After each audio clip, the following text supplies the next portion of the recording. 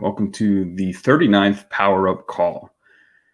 It's fun to see how these have stacked on top of each other, how the things we've talked about have inter interconnected and created this vast library of resources for you guys as you're seeking to reshape your brain, rework your brain, and move yourself towards greater personal and financial freedom. So this has been fun. I'm always happy to gather together with HU students, raise a glass of San Pellegrino together, and simply enjoy a few moments together in the morning as we prepare ourselves to either continue our day of conquest or to put it out as a nice bookend or just a nice time in the middle.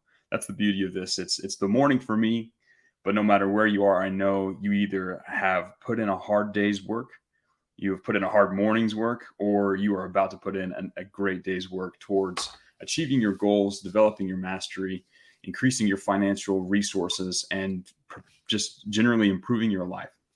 So these are always a joy for me, and I'm happy to be here with you. Today, I want to tell you guys about a change that is going to be happening inside of the boot camp. So I did a really quick super secret top secret poll or focus group with some students yesterday and uncovered some important ways that I'm going to be moving forward to improve the boot camps to make it a better experience for you guys. Obviously, this is a major evolution from the previous system. This is what the boot camp is way better than the sprints, but I'm the kind of guy who is going to always be working to improve and upgrade the content and the structure of the program. Now, this next change that I'm going to make, you'll see an announcement for later today. It is not a change to the content. It is instead it's an additional resource to be added, or it's something I'm bolting onto the structure to make the experience better and give you guys clearer, and let's just say it's to improve the feedback you get as you go through the program. So be on the lookout for that announcement later today. But right now, let's talk about the core question here, and that's how to remove writer's block forever, right? A lot of you guys sit down to write and you don't know what to write.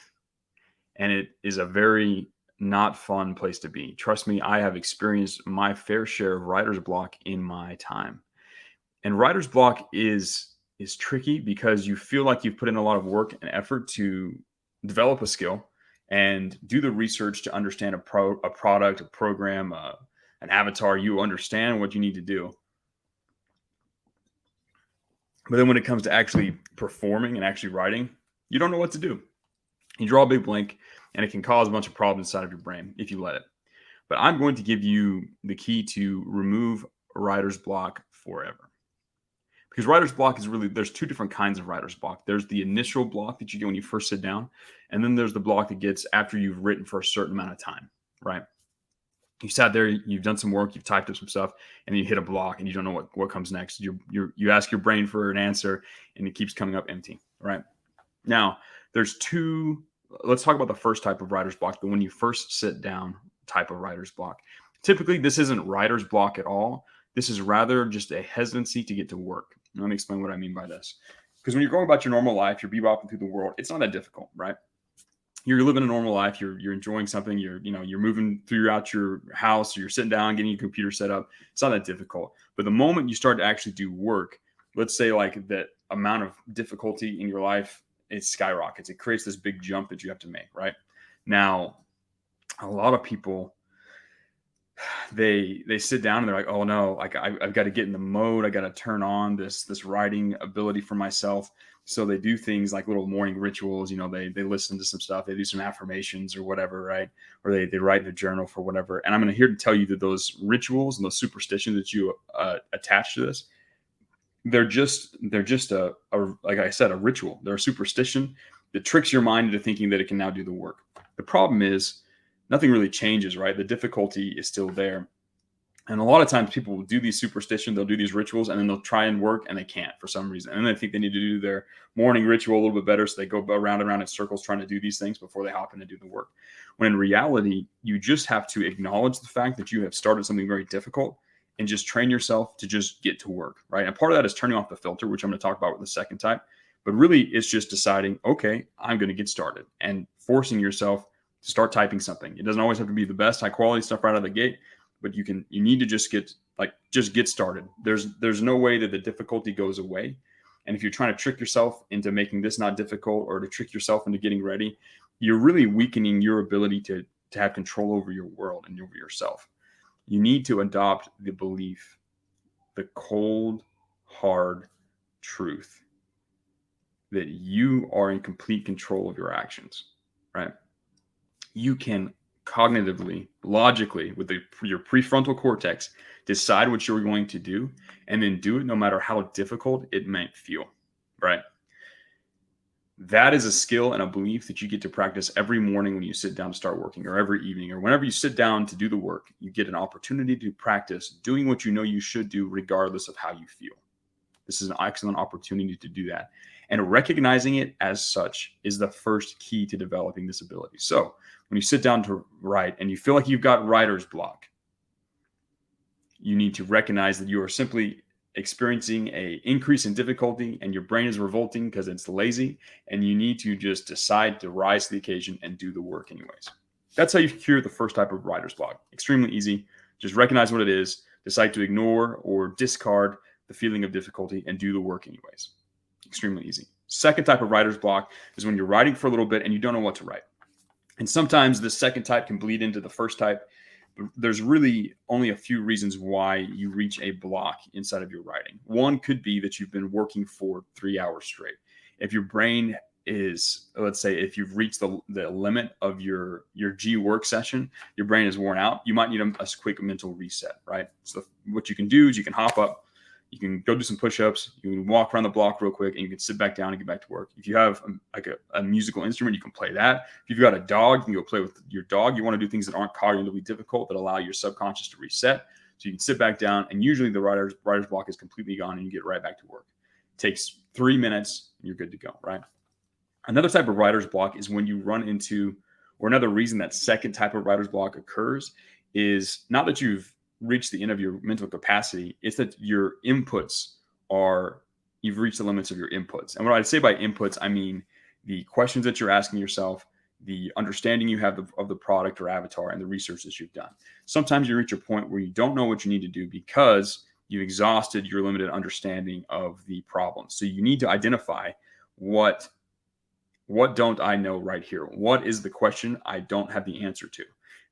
When you have the answer, when that question is clear in your mind, you can then turn back around and go and collect the information you need to then move on with your writing, right? You need to develop the awareness, though, to realize the difference. So when you reach writer's block in the middle of a session, you need to pause and ask yourself, is this just my brain completely tired?